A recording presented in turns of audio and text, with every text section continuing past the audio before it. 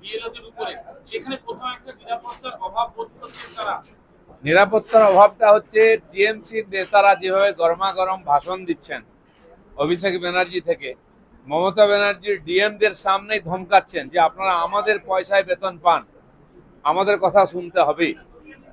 তো সমস্ত অফিসাররা ভয়ে আছেন এবং এসআইআর দিয়ে ভয় দেখানো যাচ্ছে না, তো পাবলিককে এনআরসি দিয়ে ভয় দেখানো হচ্ছে।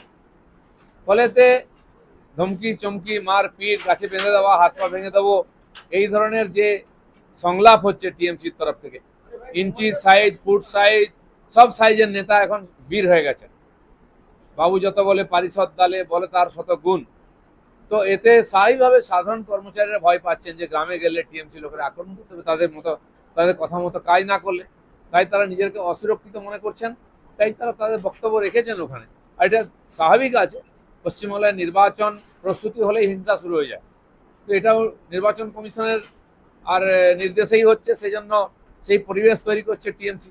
আর এইভাবে তারা এসআইআর আটকাতে পারেনি, এইভাবে চাইছে না যে কেউ কর্মচারী অংশগ্রহণ করুক যাতে এসআইআর না হয়, ভোটটা আগের মতো লুট করা যায়।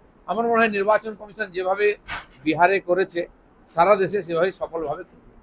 এবং নতুন এটা ট্রেন্ড শুরু হয়েছে, যে যেখানে মারা যাচ্ছে তাকে বলা হচ্ছে সুসাইড করেছে। 95 বছরের বয়স, সে কত বছর আগের থেকে 100 বছর থেকে ভোট দিচ্ছেন তিনি এখানে, তার নাকি এনআরসির ভয়, তার মৃত্যুর ভয়। তাতে জানি না পারিবারিক ঝগড়া কি টিএমসির লোকেরা গিয়ে ভয় দেখিয়ে এসছে। তো এখন টিএমসির বাড়িতে কেউ মারা গেলে বাপ ঠাকুরদা আত্মীয় স্বজন বলবে যে এনআরসির ভয়ে মারা গেছে, আর দিয়ে তার সম্পত্তি নিয়ে নেবে। এটা নতুন ট্রেন্ড টিএমসি। তাই যে পাড়ায় মারা যাবে, গাছ থেকে পড়ে মারা যাক, বাজ পড়ুক, গাছে গাড়ি চাপা পড়ুক, কুকুরে কামড়াক, যে মরবে পশ্চিমবাংলায় বা টিএমসির কোনো লোকের বাড়িতে কেউ মরলেই তো বলবে যে এনআরসির জন্য মরেছে। এই ট্রেন্ডটা শুরু হয়েছে। সভাপতি হয়ে গেছে 4 মাস হয়ে গেছে, এখন পর্যন্ত রাজ্য পদাধিকারী পদ করতে পারছে না।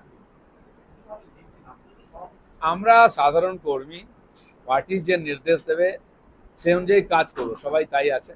তো পার্টির কমিটি কবে হবে, কে দায়িত্ব পাবেন, এটা আমাদের বিষয় নয়। এটা সর্বভারতীয় নেতৃত্ব আছেন, তারা দেখছেন, সংবিধান অনুযায়ী এই কাজ চলছে। তো আমরা অপেক্ষা করছি, মনে হচ্ছে তাড়াতাড়ি হয়ে যাবে, ঘোষণা হলেই যেভাবে পার্টির নির্দেশ আসবে আমরা কাজে লেগে পড়বো।